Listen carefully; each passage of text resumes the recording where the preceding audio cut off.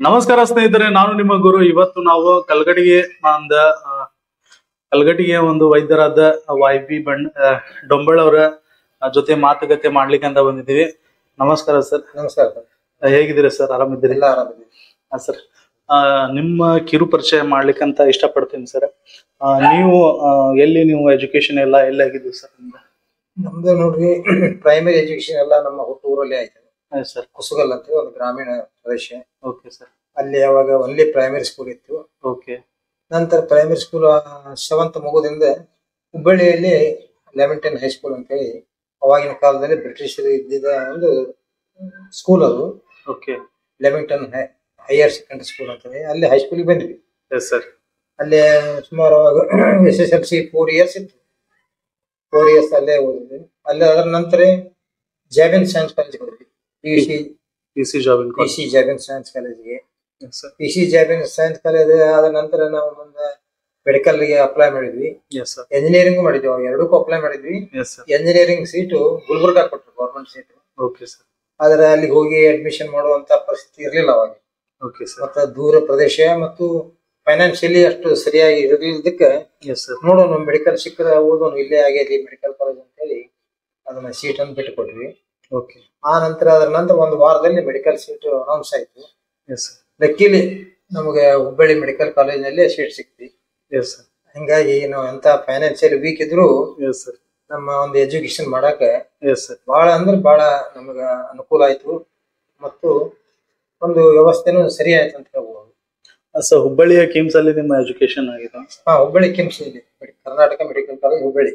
MBBS ಅಲ್ಲೇ ಮಾಡಿದ್ರಿ? MBBS ಅಲ್ಲೇ ಮಾಡಿದ್ವಿ. Okay sir. ಮುಂದೆ ಅಲ್ಲೇ 1 year ಹೌಸ್ಮನ್ಶಿಪ್ ಮಾಡಿದ್ವಿ. ಸರ್. ಅದರ ನಂತರ ಮತ್ತೆ MS CET ತಗೊಂಡಿದ್ದೇನೆ. MS ENT. MS ENT ಏನಾಯ್ತು ಅಂದ್ರೆ ಆ ಟೈಮಲ್ಲಿ ಮೊದಲ 2 years ಇತ್ತು ಡಿಗ್ರಿ ಕೋರ್ಸ್, ಪೋಸ್ಟ್ ಗ್ರಾಜುಯೇಷನ್. ನಾವು ಜಾಯ್ನ್ ಆಗೋ ಟೈಮ್ಗೆ 3 years ಮಾಡಿದ್ರು. 3 years ಮಾಡಿದ್ರು. ಆ ನಂತರ 150 ರೂಪಾಯಿ ಸ್ಟೈಪಂಡ್ ಕೊಡ್ತಿದ್ರು ಗೌರ್ಮೆಂಟ್ PG ಸ್ಟೂಡೆಂಟ್ಸ್ಗೆ. ನಾವು ಬರೋ ಟೈಮ್ಗೆ ಗೌರ್ಮೆಂಟ್ ಫೈನಾನ್ಷಿಯಲ್ ವೀಕ್ ಇತ್ತು, ಪಬ್ಲಿಕ್ ದಲ್ಲಿನೂ ಫೈನಾನ್ಸ್ ಬಹಳ ಟೈಟ್ ಇತ್ತು. ಸ್ಟೈಪಂಡ್ 150 ರೂಪಾಯಿ ಅವ್ರು ಕೊಡಕ್ ಆಗಿಲ್ಲ, ಕ್ಯಾನ್ಸಲ್ ಮಾಡಿಬಿಟ್ರು. ಸೊ ಹಿಂಗಾಗಿ ನಮ್ಗ 3 years MS ವಿದೌಟ್ ಸ್ಟೈಪಂಡ್ ಮತ್ತೆ ಏನು ದುಡ್ಡು ಇರ್ಲಿಲ್ಲ ಆ ಪರಿಸ್ಥಿತಿಯಲ್ಲಿ. ಹಿಂಗಾಗಿ 1.5 ವರ್ಷ ಮಾಡಿ ನಾನು ಡಿಸ್ಕಂಟಿನ್ಯೂ ಮಾಡಿದೆ MS ENT ಕೋರ್ಸ್. ಅಷ್ಟರಲ್ಲೇ ನಾ ಸಾಕಷ್ಟು ಆಪರೇಷನ್ ಮಾಡಿದ್ವಿ MS PG ಮಾಡುವಾಗ. ನಂತರ ಏನಾಯ್ತು, ಎಲ್ಲಾರ ಹೆಂಗೋ ಒಂದು ಡಿಗ್ರಿ ಸಿಕ್ಬಿಟ್ಟದೆ, ಪ್ರಾಕ್ಟೀಸ್ ಸ್ಟಾರ್ಟ್ ಮಾಡೋಣ ಅಂತೇಳಿ ಪ್ರಾಕ್ಟೀಸ್ ಸ್ಟಾರ್ಟ್ ಮಾಡಿದೆ. ಸುಮಾರು 1 year ಅಲ್ಲೇ ನಮ್ಮ ಹುಟ್ಟೂರಲ್ಲಿ ಕುಸುಗಲ್ಲಿ ವರ್ಕ್ ಮಾಡ್ತಾ ಇದ್ದೆ. ಆ ನಂತರ ಏನಾಯ್ತು, ಹುಟ್ಟೂರುಕ್ಕಿಂತನೂ ಒಂದು ನಿಯರ್ ಬೈ ತಾಲೂಕಾ ಪ್ಲೇಸ್ ನಲ್ಲಿ ಮತ್ತು ಗ್ರಾಮೀಣ ಪ್ರದೇಶದ ಮಾಡೋಣ ಅಂತೇಳಿ ಮೊದಲಿಂದ ನಾವು ಗ್ರಾಮೀಣದಾಗ ಹುಟ್ಟಿ ಬೆಳೆದಿದ್ವಿ. ಅದಕ್ಕೆ ಗ್ರಾಮೀಣ ಪ್ರದೇಶದಲ್ಲಿ ಮಾಡೋಣ ಅಂತ ಹೇಳಿ ಹಿಂಗ ಬಂದು ಹುಡುಕಿದ್ವಿ. ಕಲ್ಗಟ್ಟಿಗೆಯಲ್ಲಿ ಒಂದು ಜಾಗ ಸಿಕ್ತೆ ನನಗೆ. ಸಿಕ್ಕಿದ್ದಕ್ಕೆ ನಾ ಏನ್ ಮಾಡಿದ್ವಿ ಅಂತಂದ್ರೆ MS ENT ಡಿಸ್ಕಂಟಿನ್ಯೂ ಮಾಡಿ ಪ್ರೈವೇಟ್ ಪ್ರಾಕ್ಟೀಸ್ ಸ್ಟಾರ್ಟ್ ಮಾಡಿದ್ವಿ. ಯಾವಾಗ ಅಂತಂದ್ರೆ ನೋಡ್ರಿ, ದಸರಾ 1974 ನಾ ಸ್ಟಾರ್ಟ್ ಮಾಡಿದ್ದು. ಇದೇ ದಸರಾಕ ಸ್ಟಾರ್ಟ್ ಮಾಡಿದ್ದು. ಈ ದಸರಾಕ 49 years ಕಂಪ್ಲೀಟ್ ಆಯ್ತು. 50 years 50 ವರ್ಷ. 50 ವರ್ಷ ಸ್ಟಾರ್ಟ್ ಆದಿ ಪ್ರಾಕ್ಟೀಸ್ 50ನೇ ವರ್ಷ ಸ್ಟಾರ್ಟ್ ಆಯ್ತು. 50 ವರ್ಷ ಸ್ಟಾರ್ಟ್ ಆಯ್ತು. ಅದಕ್ಕಿಂತ ಮೊದಲು 1 year ಕುಸುಗಲಲ್ಲಿ 1 year MS ENT ಮಾಡಿದೆ, 1.5 ವರ್ಷ. ಸೊ ಟೋಟಲಿ ನೋಡಿದ್ರೆ ಈಗ ನಾನು 52 years ಆಯ್ತು ಈಗ ನನ್ನ practice. 52 years after my graduation. Sir, ಅವಾಗಿನ ಎಜುಕೇಶನ್ಗೆ ಇವಾಗಿನ ಎಜುಕೇಶನ್ ಏನ್ ಡಿಫ್ರೆನ್ಸ್ ಇದೆ ಸರ್? ಇಲ್ಲ, ಅವಾಗಿನ ಎಜುಕೇಶನ್ ಬಹಳ ಟೈಟ್ ಇತ್ತು ಮತ್ತು ಸ್ಟ್ರಿಕ್ಟ್ ಇತ್ತು. ಬಹಳ ಅವಾಗ ಗುರುಗಳು ಅಂದ್ರೆ ನಾವು ಅಷ್ಟು ಪ್ರೀತಿಯಿಂದ ಅಷ್ಟು ಗೌರವದಿಂದ ಕಾಣ್ತಿದ್ವಿ. ಮತ್ತ ಅವರು ವಿದ್ಯಾರ್ಥಿಗಳು ಅಂತಂದ್ರೆ ಪಾಪ ಊಟ ಇಲ್ದ ಹಗಲಿ ರಾತ್ರಿ ನಮ್ಗೆ ಕೋಚಿಂಗ್ ಕೊಡ್ತಿದ್ರು. ಪ್ರೈಮರಿ ಸ್ಕೂಲ್ ಆಯ್ತು, ಹೈಸ್ಕೂಲ್ ಆಯ್ತು, ಕಾಲೇಜ್ ಆಯ್ತು. ಈವನ್ ಮೆಡಿಕಲ್ ಕಾಲೇಜ್ ನಲ್ಲಿ 8 ಗಂಟೆ ನಾವು ಒಳಗಿರ್ಬೇಕಲ್ಲಿ ಹಾಸ್ಪಿಟಲ್ ನಲ್ಲಿ. Morning 8 o'clock. ಆ ನಂತರ ಮುಂದೆ ಬಿಡುದು ಯಾವಾಗ ಟೈಮ್ ಇಲ್ಲ ಅದಕ್ಕೆ. ಈ ಪರಿಸ್ಥಿತಿಯಲ್ಲಿ ನಾವು ಅವಾಗ ವರ್ಕ್ ಮಾಡಿದ್ವಿ. ಆದ್ರೆ PG ಮಾಡುವಾಗ ಸ್ವಲ್ಪ ಬಡತನದಿಂದ ತೊಂದರೆ ಆಯ್ತು.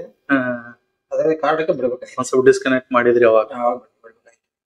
ಸರ್, ಮೊದ್ಲು ಕುಸುಗಲ್ದಾಗ ಮಾಡಿದ್ರಿ, ಅದಾದ್ಮೇಲೆ ಇಲ್ಲಿ ಕಲ್ಗಟ್ಟಿಗೆ ಬಂದು ಸ್ಟಾರ್ಟ್ ಮಾಡಿದ್ರಿ. ಟೋಟಲಿ ಒಂದು 52 years ಆಯ್ತು ನಿಮ್ದು ಎಲ್ಲ? ಕಲ್ಗಟ್ಟಿಯಲ್ಲಿ 50 years, 2 ಇಯರ್ಸ್ ಅದ ಮೊದಲಿಂದು. ಟೋಟಲ್ 52 ಇಯರ್ಸ್ ನೋಡ್ರಿ. ಹಾ ಸರ್.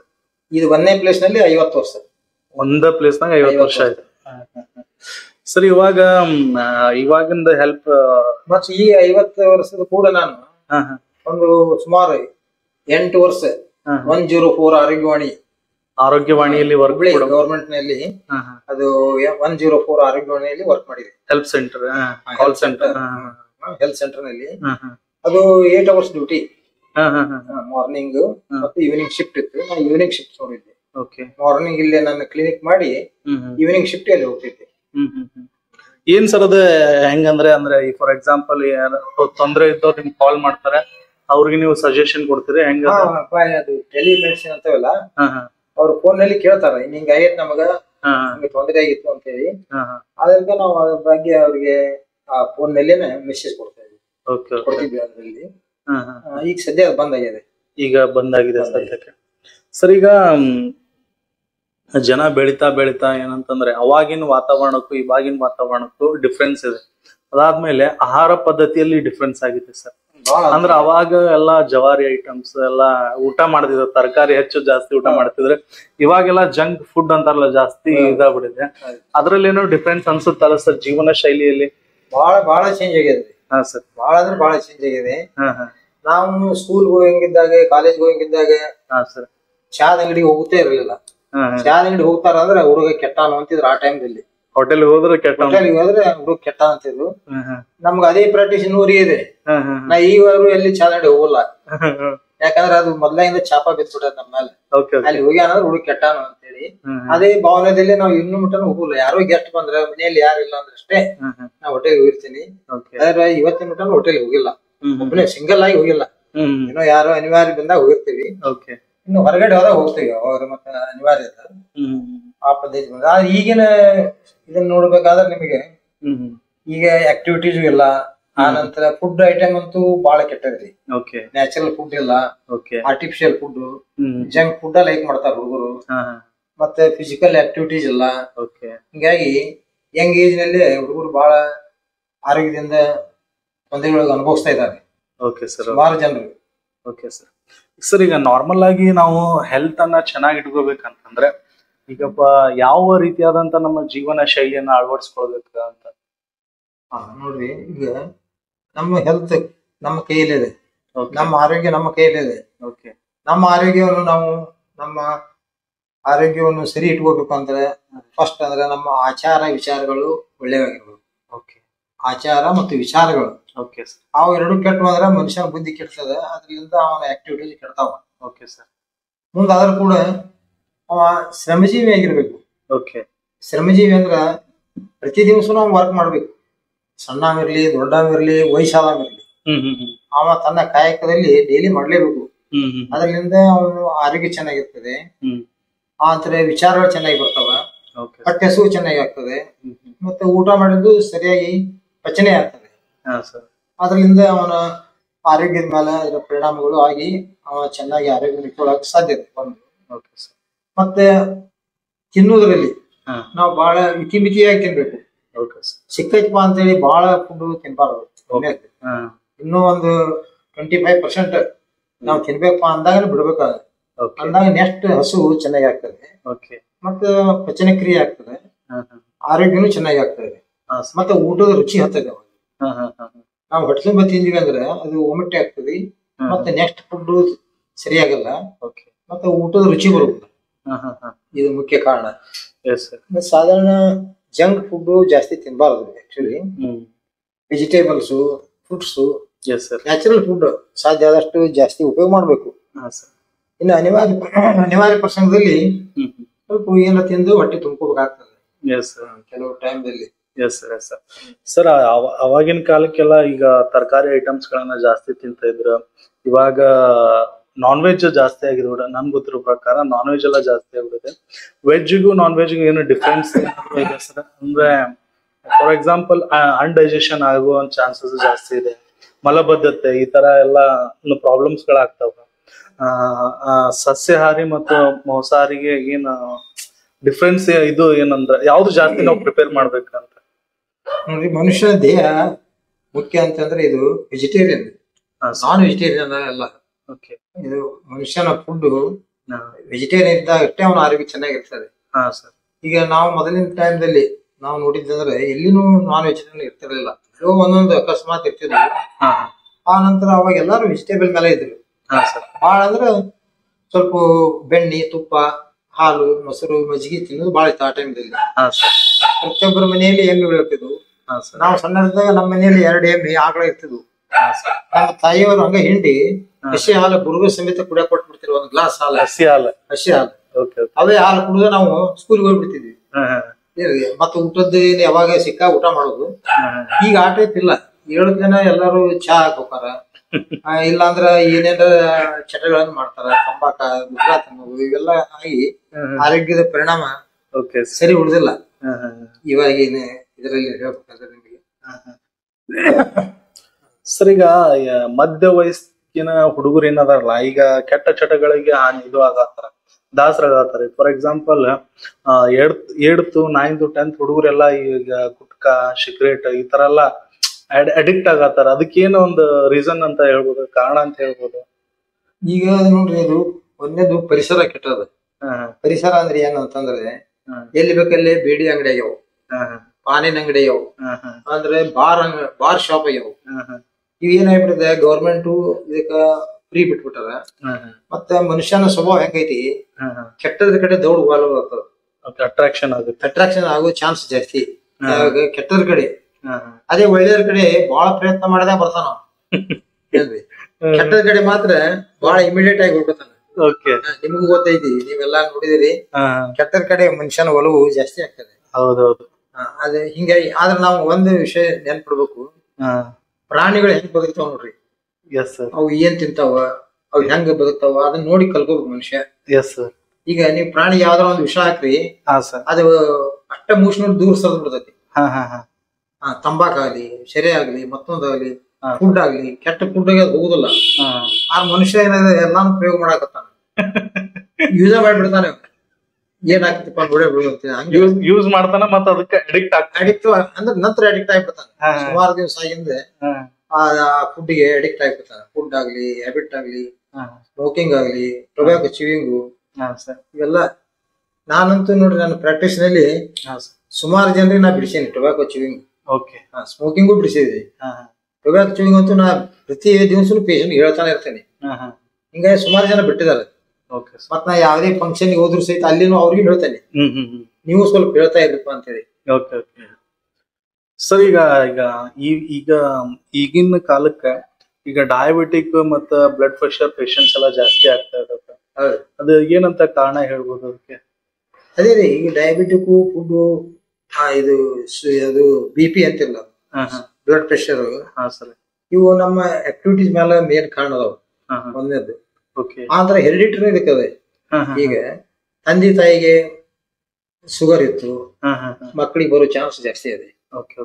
ತಂದೆ ತಾಯಿಗೆ ಇರ್ತದೆ, ಅಥವಾ ಒಬ್ಬ ತಾಯಿಗೆ ಇತ್ತಂದ್ರೆ ಒಂದು 50% ಬರೋ ಚಾನ್ಸ್ ಇರ್ತದೆ, ತಂದೆಗೆ ಇತ್ತಂದ್ರೆ 50% ಬರೋ ಚಾನ್ಸ್ ಇರ್ತದೆ. ಅದು ಒಂದು ಹೆರಿಡಿಟರಿ. ಅದು ಆ ನಂತರ ಹೆರಿಡಿಟರಿ ಅಲ್ದಾನು ಈಗ ನಮ್ಮಿಂದ ನಾವ ಬೆಳೆಸ್ಕೊಳಕು ಸಾಧ್ಯ ಇದೆ. ಏನಂತಂದ್ರೆ ಶ್ರಮ ಇಲ್ಲದ ಊಟ ಮಾಡೋದು, ಏನ್ರಿ, ಕುಂತ್ಕೊಂಡ ತಿನ್ನೋದು, ದೇಹವನ್ನು ಈಟು ದಣಿಸಂಗಿಲ್ಲ. ಆ ನಂತರ ಹ್ಯಾಬಿಟ್ ಮಾಡೋದು, ಸಿಕ್ಕಾಪಟ್ಟೆ ಫುಡ್ ತಿನ್ನೋದು, ಆ ನಂತರ ಸಿಕ್ಕಾಪಟ್ಟೆ ಡ್ರಿಂಕ್ಸ್ ಮಾಡೋದು, ಸ್ಮೋಕ್ ಮಾಡೋದು. ಇದ್ರಲಿಂದ ಏನಾಗ್ತದೆ, ಬಾಡಿಯಲ್ಲಿ ಆರ್ಗನ್ ಮೇಲೆ ಇಫೆಕ್ಟ್ ಆಗಿ ಅವಾಗ ವೇಟ್ ಜಾಸ್ತಿ ಆಗ್ತದೆ. ವೇಟ್ ಜಾಸ್ತಿ ಆಗೋದ್ರಿಂದ ಜಾಯಿಂಟ್ ಗೆ ಹೊಡೆತ ಬರ್ತದೆ. ಅಂತ ಇಂಟರ್ನಲ್ ಆರ್ಗನ್ಗಳಿಗೆ ಪೆಟ್ಟಾಗ್ತದೆ. ಅದ್ರ ಕೂಡ BP, ಶುಗರ್ ಅಂತೂ ಕಾಮನ್ ಆಗಿ ಬರೋ ಚಾನ್ಸ್ ಜಾಸ್ತಿ ಇರ್ತದೆ. ಅದಕ್ಕೆ ಪ್ರತಿಯೊಬ್ಬ ಈಗ ಯೂತ್ಸ್ಗೆ ನಾ ಬಹಳ ಜನರಿಗೆ ಹೇಳ್ತಾ ಇದ್ದೇನೆ, ಪಟ್ಟಿ ಮೊದಲು ಬೆಳೆಸ್ಬೇಡ್ರಿಪ್ಪ ಅಂತೇಳಿ. ಪಟ್ಟಿ ಬೆಳೆಸ್ಬಾರ್ದು. ಪಟ್ಟಿ ಏನಿದೆ, ಗಂಡ್ಮಗ ಹೊಟ್ಟಿ ಬಂತಂದ್ರ ಬ್ಯಾಡ್ ಸೈನ್, ಹೆಣ್ಮಗಳಿಗೆ ಹೊಟ್ಟಿ ಬಂತಂದ್ರ ಗುಡ್ ಸೈನ್. ಹಿಂಗ ನಾ ಬಹಳ ಮಂದಿಗೆ ಎಕ್ಸಾಂಪಲ್ ಕೊಡ್ತೇನೆ, ಏನ್ರಿ. ಅದಕ್ಕೆ ನೀ ಯಾವ್ದೇ ಪರಿಸ್ಥಿತಿ ಹೊಟ್ಟಿ ಬೆಳೆಸ್ಬೇಡ ಅಂತೇನೆ. ಅದಕ್ಕೆ ಏನ್ ಡೈಲಿ ಎಕ್ಸರ್ಸೈಸ್ ಮಾಡ್ರಿ, ಕಡಿಮೆ ಊಟ ಮಾಡ್ರಿ, ಕಡಿಮೆ ತಿನ್ರಿ, 6 ರಿಂದ 7 ತಾಸು ನಿದ್ದೆ ಮಾಡ್ಬೇಕು, ಇವೆಲ್ಲ ಹೇಳ್ತೇವಿ. ಆದ್ರೂ ಸಹಿತ ಎಷ್ಟೋ ಜನ ಅದನ್ನ ಪಾಲನೆ ಮಾಡೋದಿಲ್ಲ. ಈಗ ಪರಿಸರ ಹಂಗಾಗಿದೆ. ಸರ್, ಈಗ ನಾನ್ ನೋಡಿದ ಪ್ರಕಾರ ನಿಮ್ದು ಆಕ್ಟಿವಿಟೀಸ್ ಎಲ್ಲ ಚೆನ್ನಾಗ್ ಮಾಡ್ತೀರಿ. ಈ ವಯಸ್ಸಲ್ಲೂ ಕೂಡ ನಿಮ್ದು ನಾನ್ ನೋಡಿದ ಪ್ರಕಾರ ಸ್ವಿಮ್ಮಿಂಗ್ ಆಗ್ಲಿ ಅಥವಾ ಈ ತರ ಎಕ್ಸರ್ಸೈಸ್ ಯೋಗಾಸನ ಆಗ್ಲಿ ಎಲ್ಲಾ ಚೆನ್ನಾಗ್ ಮಾಡ್ತೀರಿ. ನಿಮ್ಗೆ ಯಾವಾಗ ಇನ್ಸ್ಪೈರ್ ಆಯ್ತು ನಾನು ಫಿಟ್ ಇರ್ಬೇಕಪ್ಪ ಅಂತ ಒಂದು ಇದು ಯಾವಾಗ ಅನಿಸ್ತ ಅಂತ? ಇಲ್ಲ, ಬೈ ನೇಚರ್ ಹಂಗೆ ಬಂದೇವ್ರಿ. ಹೆಂಗಂದ್ರೆ ಸ್ಕೂಲ್ ಹೋಗಿದ್ದಾಗ ಹೈಸ್ಕೂಲ್ 4 ವರ್ಷ, PUC 2 ವರ್ಷ, ಎವ್ರಿ ಡೇ ನಾವು ಸೈಕ್ಲಿಂಗ್ ಮಾಡಿದ್ವಿ. ಸೈಕಲ್ ಟು ಹುಬ್ಳಿ, ಸೈಕಲ್ದಾಗ ಹೋಗುದು, ಸೈಕಲ್ ಎವ್ರಿ ಡೇ ಇದೆ. ಅಂದ್ರೆ ಸುಮಾರು 25 to 30 kilometres every day bicycle. ಅದೇ ರೂಢಿ ನಮ್ಗೆ ಇವಾಗಿನ ಮಾಟನು ಓದ್ಬಿಟ್ಟದೆ. ಆಕ್ಟಿವಿಟೀಸ್ ಆಗಿ ಅಂದ್ರೆ ವರ್ಕ್ ಮಾಡೋದ್ರಲ್ಲಿ, ಕೆಲಸ ಮಾಡೋದ್ರಾಗ್ಲಿ ಅಥವಾ ಎಕ್ಸರ್ಸೈಸ್ ಮಾಡೋದ್ರಲ್ಲಿ. ಈಗ ಅದು ನಾನು ಸ್ವಿಮ್ಮಿಂಗ್ ಮಾಡ್ತಾ ಇದ್ದೇನೆ ಏನ್ರಿ. ಆನಂತರ ಯೋಗಾಸನಗಳು ಎಲ್ಲಾ ಆಸನಗಳು ಬರ್ತಾವ ನನಗೆ. ಎಲ್ಲಾ ಯಾವ ಆಸನಗಳಿಲ್ಲ ಅನ್ನಂಗಿಲ್ಲ, ಎಲ್ಲಾ ಆಸನ ಮಾಡ್ತೀವಿ. ಆದ್ರೆ ಟೈಮ್ ನಮಗ್ ಪರ್ಮಿಟ್ ಆಗೋದಿಲ್ಲ. ಟೈಮ್ ಮಾಡ್ತಿರ್ತೀವಿ, ಪೇಷಂಟ್ ಬಂದ್ ದೌಡ್ ಬರ್ರಿ ಅಂತಾರ, ಅವಾಗ ಬ್ರೇಕ್ ಆಗಿಬಿಡ್ತದ. ಅವತ್ತು ಆ ಟೈಮ್ಗೆ ಅವತ್ತಿನ ಟೈಮ್ ಬ್ರೇಕ್ ಆಗ್ತದೆ. ಆದ್ರೆ ಸಹಿತ ನನ್ನ all joints are free, my all organs are till today okay ಅದಾವ. As such no disease. ಹಿಂಗಾಗಿ ಸ್ವಲ್ಪ ಆಕ್ಟಿವ್ ಆಗಿದೆ ನೋಡಿ ಸರ್. ಈಗ ಜನಸಾಮಾನ್ಯರಲ್ಲಿ ಈಗ ನಾರ್ಮಲಿ ಎಲ್ಲರೂ ಕೂಡ ಮಾಡುವಂತ ಯಾವ್ದು ಯೋಗಾಭ್ಯಾಸ ಆಗ್ಲಿ, ಈಗ ಎಕ್ಸರ್ಸೈಸ್ ಆಗ್ಲಿ, ನಾವು ನಾರ್ಮಲಿ ಡೈಲಿ ಮಾಡ್ಬೋದು, ಎಲ್ಲಾರು ಕೂಡ ಮಾಡ್ಬೋದಂತ ಅಭ್ಯಾಸಗಳು ಯಾವ್ಯಾವು? ಕೂಡಿ ಮಾಡ್ಬೇಕಂದ್ರೆ ನೋಡ್ರಿ, ಇವು ಯೋಗಾಸನಗಳು ಒಳ್ಳೇದು ಕೂಡಿ ಮಾಡೋದು. ಆತರ ಕೂಡಿ ವಾಕಿಂಗ್ ಹೋಗ್ಬೋದು, ಗ್ರೂಪ್ ನಲ್ಲಿ ಗ್ರೂಪ್ ರನ್ನಿಂಗ್ ಮಾಡಬಹುದು. ಅಂದ್ರೆ ಏಜ್ ಹೆಂಗ್ ಜನರೇಷನ್ ಆಗೋದು, ಒಬ್ಬೊಬ್ರ ಹೋಗ್ಬಾರ್ದು, ಒಬ್ಬೊಬ್ರ ಮಾಡುದಿಲ್ಲ ಅವ್ರು. ಗ್ರೂಪ್ನಾಗ ಇದ್ರೆ ಒಬ್ಬರು ನೋಡೊಬ್ರು ಮಾಡ್ತೀವಿ. ಮತ್ತ ಅಲ್ಲಿ ಟೈಮ್ ಕೀಪ್ ಅಪ್ ಮಾಡಕ್ ಆಗ್ತೈತಿ, ರೆಗ್ಯುಲಾರಿಟಿ ಇರ್ತೈತಿ, ಸಿನ್ಸಿಯಾರಿಟಿ ಇರ್ತೈತಿ ಅಲ್ಲಿ. ಅದ ನೀವು ಒಬ್ಬೊಬ್ರು ಮಾಡಕ್ ಹೋದ್ರ ಅಲ್ಲಿ ರೆಗ್ಯುಲಾರಿಟಿ ಇಲ್ಲ, ಸಿನ್ಸಿಯಾರಿಟಿ ಇಲ್ಲ, ಯಾವ್ದು ಇರುದಿಲ್ಲ. ಅದಕ್ಕೆ ಗ್ರೂಪ್ ನಲ್ಲಿ ಮಾಡೋದು ಒಳ್ಳೇದು. ಯಾವುದೇ ಒಂದು ಆಕ್ಟಿವಿಟಿ ಇದೆ, ಯೋಗ ಇರ್ಲಿ, ಎಕ್ಸರ್ಸೈಸ್ ಇರ್ಲಿ, ಸ್ವಿಮ್ಮಿಂಗ್ ಇರ್ಲಿ, any type of activities group ಒಳ್ಳೇದು. ಸರ್ ಈಗ ಇದು ಹೇಳ್ಬೇಕಂತಂದ್ರೆ, ಈಗ ನಾವು ವಾಕ್ ಮಾಡೋ ಮುಂಚೆಕ ಜಾಸ್ತಿ ಮಾತಾಡಬಾರ್ದು, ನಾವಾಗ್ಲೇ ಇದು ಮಾಡ್ಬೇಕು ಅಂತ, ಅದೇನು ಕರೆಕ್ಟ್? ಕರೆಕ್ಟ್. ಈಗ ನಾವ್ ಯಾವ್ದೇ ಎಕ್ಸರ್ಸೈಸ್ ಮಾಡುವಾಗ ಮಾತಾಡಬಾರ್ದು. ವಾಕಿಂಗ್ ಆಗ್ಲಿ, ರನ್ನಿಂಗ್ ಆಗ್ಲಿ, ಯೋಗ ಆಗ್ಲಿ, ಯಾವ್ದೇ. ಅವಾಗ ಏನಾಗ್ತದ, ರಿಯಲ್ ನಮಗ ಇದು ಸಿಗೋಲ್ಲ ಅವಾಗ ಆಕ್ಸಿಜನ್. ನಾವು ಎಕ್ಸರ್ಸೈಸ್ ಮಾಡುವಾಗ ಹಾರ್ಟ್ ಬೀಟ್ ಜಾಸ್ತಿ ಆಗಿರ್ತದೆ, ಲಂಗ್ಸ್ ಫಂಕ್ಷನ್ ಜಾಸ್ತಿ ಆಗಿರ್ತದೆ. ಅವಾಗ ನಾವು ಮಾತಾಡಕತ್ತೀವಿ ಅಂದ್ರೆ ಅದಕ್ಕೆ ಡಿಸ್ಟರ್ಬ್ ಆಗ್ತದೆ. ಡಿಸ್ಟರ್ಬ್ ಆಗೋದ್ರಿಂದ ಆಕ್ಸಿಜನ್ ಸರಿ ಸಿಗಲ್ಲ. ಅದು ಮಾಡಿದ್ದು ನಮ್ಗೆ ಪರಿಣಾಮಗಳು ಸರಿ ಆಗಲ್ಲ, ಯೂಸ್ ಆಗಲ್ಲ, ಸರಿ ಆಗಲ್ಲ. ಇನ್ನೇನು ಟೀಚರ್ ಇರ್ತಾರ, ಅವ್ರು ಹೇಳಬೇಕಾಗ್ತೈತಿ, ತೋರಿಸಿ ಮಾಡ್ಬೇಕಾಗ್ತೈತಿ, ಅವ್ರು ಮಾಡ್ತಿರ್ತಾರೆ. ಬಟ್ ನಾವು ರೆಗ್ಯುಲರ್ ಆಗಿ ಮಾಡೋರು ಮೌನದಿಂದ ಮಾಡೋದು ಒಳ್ಳೇದು. ಅದ್ರಲ್ಲಿಂದ ಹೆಚ್ಚಿಗೆ ಬೆನಿಫಿಟ್ ಆಗ್ತದೆ ಬಾಡಿ ಮೇಲೆ. ಸರ್ ಈಗ ಸಾಯಂಕಾಲದ ಸಮಯ, ಮುಂಜಾನೆ ಸಮಯ ಅಂತ ಇರುತ್ತಲ್ಲ, ಯಾವ ಸಮಯ ಸೂಕ್ತವಾದದ್ದು ವ್ಯಾಯಾಮ ಮಾಡಕ, ವಾಕಿಂಗ್ ಮಾಡಕ? ಹಿಂಗ ಏನ್ ಟೈಮ್ ಅಂತ ಇಲ್ರಿ ಅದಕ್ಕೆ. ಮಾರ್ನಿಂಗು ಯೂಶುವಲಿ ಯಾಕೆ ಹೇಳ್ತಾರ ಅಂದ್ರೆ, ಮಾರ್ನಿಂಗ್ ಸ್ವಲ್ಪ ಫ್ರೆಶ್ ಅವ ಇರ್ತದೆ. ಆತರ ಮಾರ್ನಿಂಗು ವರ್ಕ್ ಇರೋದಿಲ್ಲ ಮನುಷ್ಯಾಗೆ, ಆತರ ಮೈಂಡ್ ಫ್ರೀ ಇರ್ತದೆ. ಅದಕ್ಕೆ morning walk is best, morning exercise always best. ಅವಾಗ ಆಗ್ಲಿಲ್ಲ, ಡ್ಯೂಟಿ ಹಂಗಿತ್ತು, ಟೈಮ್ ಇಲ್ಲ, ಈವ್ನಿಂಗ್ ಮಾಡ್ಬೋದು. ಅದಕ್ಕೆ ಏನು ಟೈಮ್ ಫಿಕ್ಸ್ ಅಂತಿಲ್ಲ. ಅದು ಯೂಶುವಲಿ ನಮ್ಮ ಅನುಕೂಲಕ್ಕೆ ಹೇಗೆ ಅನುಕೂಲ ಆಗ್ತದೆ ಆ ಟೈಪ್ ಮಾಡೋದು ಒಳ್ಳೇದು. ಆದ್ರೆ morning better. Morning better. Morning ಆಗ್ಲಿಲ್ಲ, ಕೆಲವು ಎಲ್ಲರಿಗೆ ಆಗೋಲ್ಲ ಮಾರ್ನಿಂಗ್, ಈವ್ನಿಂಗ್ ಮಾಡಕ್ ಅಡ್ಡಿಲ್ಲ. ಎನಿ ಫ್ರೀ ಟೈಮ್ ಅವಾಗ ಅವರು ಮಾಡಕ್ ಒಳ್ಳೇದು. ಸರ್ ಈಗ ಇವಾಗಿನ ಮಕ್ಕಳೆಲ್ಲ ಈಗ ಮೊಬೈಲ್ ಗೇಮ್ಸ್ ಎಲ್ಲ ಅಡಿಕ್ಟ್ ಜಾಸ್ತಿ ಆಗ್ಬಿಟ್ಟಿದ್ದಾರೆ. ನಮ್ ಕಾಲಕ್ಕೆಲ್ಲ ಕಬಡ್ಡಿ, ಖೋ ಖೋ, ರನ್ನಿಂಗ್ ಈ ತರ ಎಲ್ಲ ಅಂದ್ರೆ ಫಿಸಿಕಲ್ ಆಕ್ಟಿವಿಟೀಸ್ ಜಾಸ್ತಿ ಇರ್ತಿತ್ತು. ಇವಾಗೆಲ್ಲ ಮೊಬೈಲ್ ಆಕ್ಟಿವಿಟೀಸ್ ಜಾಸ್ತಿ ಆಗ್ಬಿಡೋದು, ಗೇಮಿಂಗ್ ಅಡಿಕ್ಟ್ ಆಗ್ಬಿಟ್ಟಿದ್ದಾರೆ. ಅದರಿಂದ ಇದನ್ನ ಆಗಲ್ಲ, ಏನಂತಾರಲ್ಲ, ಅದ ಬುದ್ಧಿ ಬೆಳೀತಾ ಬಿಡ್ತಾ ಗೊತ್ತಿಲ್ಲ, ಆದ್ರೆ ಫಿಸಿಕಲ್ ಆಕ್ಟಿವಿಟೀಸ್ ಕಮ್ಮಿ ಆಗುತ್ತೆ ಅಂತ, ಶಕ್ತಿನೂ ಕಡಿಮೆ ಆಗುತ್ತೆ ಅದರಿಂದ. ಈಗ ಟೆಕ್ನಾಲಜಿ ಬಹಳ ಹೈ ಟೆಕ್ನಾಲಜಿ ಬಂತು. ಈಗ ನಾವು ಕಲಿಯುವಾಗ ಒಂದು ರೇಡಿಯೋ ಇದ್ದಿಲ್ಲ, ರೇಡಿಯೋ ಬಂತು, ಯಾವಾಗ ಒಂದ್ ಬಂತು. ಅದೇ ಎಷ್ಟೋ ವರ್ಷ ಜನರಿಗೆ ಎಂಟರ್ಟೈನ್ಮೆಂಟ್ ಆಯ್ತು. ಅದಾದ ನಂತರ ಟಿವಿ ಬಂತು, ಗ್ರಾಮೋಫೋನ್ ಇತ್ತು, ಅದಕ್ಕಿಂತ ಮೊದಲು ಗ್ರಾಮೋಫೋನ್, ನಂತರ ರೇಡಿಯೋ ಬಂತು, ರೇಡಿಯೋ ಬಂದು ಟಿವಿ ಬಂತು, ಟಿವಿ ಬಂದಿಂದ ಈಗ ಕ್ಯಾಮ್ರಾ ಬಂದು, ಮೊಬೈಲ್ ಬಂತು. ಸೊ ಈ ಎಲ್ಲಾ ಟೆಕ್ನಾಲಜಿ ನಮ್ ಕೈಯಾಗ ಬಂದ್ಬಿಟ್ಟದೆ. ಆದ್ರೆ ಅದ್ರ ಉಪಯೋಗ ಬಹಳ ಐತಿ ಕರೆ. ಆದ್ರೆ ಜಾಸ್ತಿ ಉಪಯೋಗ ಮಾಡೋರು ಹುಡುಗರು ಕೈ ಕೊಟ್ಬಿಟ್ಟಾರೆ. ಹುಡುಗರು ಅಂತೂ ಸಣ್ಣ ಮಗು ಸಹಿತ ಆ ಮೊಬೈಲ್ ಕೊಟ್ರ ಸುಮ್ಮನೆ ಇರ್ತೈತಿ. ಹಾಗೆ ಎದಿ ಹಾಲು ಕುಡಿಯೋದು ಬೇಡ ಅದು ನೋಡಿ ಪ್ರಯೋಗ ಮಾಡಿ ನೋಡಿ. ಆ ಬಟ್ ಹೆಸರು ಮೊಬೈಲ್ ಕಸ್ಕೊಂಡು ಹಾಲು ಕೊಡಕ್ ಹೋರಿ ಒಪ್ಪೋದಲ್ಲ ಅದು. ಮೊಬೈಲ್ ಕೊಟ್ರೆ ಸುಮ್ಮನೆ ಇರ್ತೈತಿ, ಹಾಲು ಕುಡಿಯೋದಿಲ್ಲ ಅಡ್ಡಿ ಇಲ್ಲ. ಅಂದ್ರೆ ಅಂತ ಒಂದು ವಾತಾವರಣ ನಿರ್ಮಾಣ ಆಗಿದೆ. ಅದಕ್ಕೆ ಕಾರಣ ಅಂತಂದ್ರೆ ಇದ ಪರಿಸರ ಟೆಕ್ನಾಲಜಿ ಹಂಗ್ ಬಂದಿದೆ. ಮತ್ತೆ ಈಗ ದೊಡ್ಡವರಿಗೆ ಅದು ಯೂಸ್ ಆಗ್ತದೆ, ನೋಡ್ಬೇಕಾಗೈತಿ. ಅದನ್ನ ಹುಡುಗರು ನೋಡಕತ್ಬೇಕು. ಅದ್ರಲ್ಲಿ ತರತರದ ಪಿಕ್ಚರ್ ಬರುವುದು, ತರತರದ ಆಕ್ಟಿವಿಟೀಸ್ ನೋಡಿ ಅವ್ ಆನಂದ ಪಡ್ತಾವ. ಅದೇ ಅಡಿಕ್ಟ್ ಆಗತ್ತಂದ್ರ ಅಲ್ಲಿ ಟೈಮ್ ಹಾಳಾಗ್ತದೆ, ಆರೋಗ್ಯ ಹಾಳಾಗ್ತೈತಿ, ಹಿಂಗೆಲ್ಲ ಆಗ್ತದೆ. ಸಾಧ್ಯ ಆದಷ್ಟು ಅದನ್ನ ಅವಾಯ್ಡ್ ಮಾಡ್ಬೇಕು. ಬರೇ ಅಂದ್ರೆ ಮಾಡೋ ಜನ ಕಡಿಮೆ ಇದೆ. Yes sir, yes sir. ಮತ್ತೆ ಏನಾದ್ರು ನಮ್ಮ ವೀಕ್ಷಕರಿಗೆ ಏನಾದ್ರು ನಿಮ್ಮ ಕಡೆಯಿಂದ ಸಲಹೆಗಳು ಕೊಡಕ್ ಇಷ್ಟಪಡ್ತೀರಾ ಸರ್? ಏನಂದ್ರೆ ನೋಡಿ, ಪ್ರತಿಯೊಬ್ಬ ಮನುಷ್ಯನು ಭೂಮಿ ಮೇಲೆ ಹುಟ್ಟ್ಯಾನಪ್ಪ ಅಂತಂದ್ರ ಅವ ದುಡಿಯಾಕ ಹುಟ್ಟ್ಯಾನ, ಹಾಗೆ ಇರಕ್ ಹುಟ್ಟಿಲ್ಲ. ತನ್ನ ಕೈಲಾದಷ್ಟು ನಾವು ದುಡಿಬೇಕು, ಶ್ರಮ ಪಡ್ಬೇಕು. ಅದ್ರಲ್ಲಿಂದ ತನಗೂ ಆರೋಗ್ಯ ಒಳ್ಳೇದಾಗ್ತದೆ, ತನಗೂ ಒಂದು ಆರ್ಥಿಕ ಪರಿಸ್ಥಿತಿ ಒಳ್ಳೇದಾಗ್ತದೆ. ಅದು ಇಂಡೈರೆಕ್ಟ್ ಆಗಿ ದೇಶಕ್ಕೂ ಒಂದು ಆರ್ಥಿಕ ಪರಿಸ್ಥಿತಿ ಬರ್ತದೆ. ಅಂದ್ರೆ ಎಲ್ಲಾ ಇಂಟರ್ ಕನೆಕ್ಟ್ ಇದೆ. ನಾವು ಚೆನ್ನಾಗಿದ್ರೆ ನಮ್ಮ ಮನಿ ಚೆನ್ನಾಗಿರುತ್ತೆ, ನಮ್ಮ ಮನಿ ಚೆನ್ನಾಗಿದ್ರೆ ನಮ್ ಏರಿಯಾ ಚೆನ್ನಾಗಿರುತ್ತೆ, ಏರಿಯಾ ಚೆನ್ನಾಗಿದ್ರೆ ನಮ್ಮ ಹಿಂಗ. ನಾನು ವಿದ್ಯಾ ತಗೊಂಡೆ, ನಾನು ಶ್ರೀಮಂತ ಆದ್ರೆ ದೇಶ ಶ್ರೀಮಂತ, ದೇಶ ವಿದ್ಯೆ ಬಂದಂಗೆ. ಹಂಗ ಪ್ರತಿಯೊಬ್ರು ತಿಳ್ಕೊಂಡ್ರ ದೇಶಕ್ಕ ಆರ್ಥಿಕ ಪರಿಸ್ಥಿತಿ ಒಳ್ಳೇದಾಗ್ತದೆ, ವಿದ್ಯಾನು ಚೆನ್ನಾಗಿರ್ತದೆ. ಅದನ್ನ ಮಾಡೋದು ಒಳ್ಳೇದು. Okay, yes sir. ನೋಡಿಲ್ಲ ಸ್ನೇಹಿತರೆ, ನಮ್ಮ ಕಲ್ಗಡಿಗೆಯ ಒಂದು ವೈದ್ಯರಾದಂತ ಡಬಲ್ ಡಾಕ್ಟರ್ ಅವರು ಏನ್ ಮಾತಾಡಿದ್ರು, ಏನ್ ಹೇಳ್ತಂತ ನೀವು ಕೂಡ ನಿಮ್ಮ ಲೈಫ್ ಅಲ್ಲಿ ಕೆಲವೊಂದು ವಿಷಯಗಳನ್ನ ಅಳವಡಿಸ್ಕೊರಿ, ನಿಮ್ಮ ಜೀವನಕ್ಕೆ ಅನುಕೂಲ ಆಗ್ಲಿ ಅಂತ. ಆ ಕಾರಣದಿಂದ ವಿಡಿಯೋ ಮಾಡ್ತಾ ಇರೋದು. ಆ ಕಾರಣದಿಂದ ಎಲ್ಲರಿಗೂ ಕೂಡ ಧನ್ಯವಾದಗಳು. ಅದೇ ರೀತಿ ನಮ್ಮ ಯೂಟ್ಯೂಬ್ ಚಾನೆಲ್ ನ ಪ್ಲೀಸ್ ಸಬ್ಸ್ಕ್ರೈಬ್ ಮಾಡ್ತಾ ಇರಿ, ಶೇರ್ ಮಾಡ್ತಾ ಇರಿ. ಧನ್ಯವಾದಗಳು ಸರ್. ನಮಸ್ಕಾರ. ಧನ್ಯವಾದಗಳು ಸರ್.